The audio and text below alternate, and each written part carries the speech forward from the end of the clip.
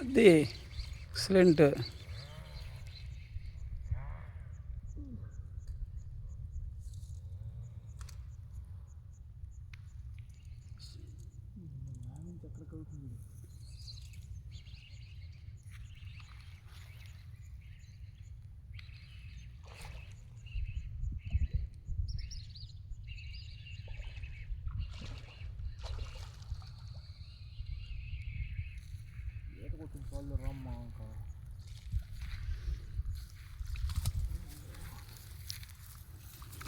ఏం కూడా ఈత బలమైన సోదరు ఒక్కరైనా.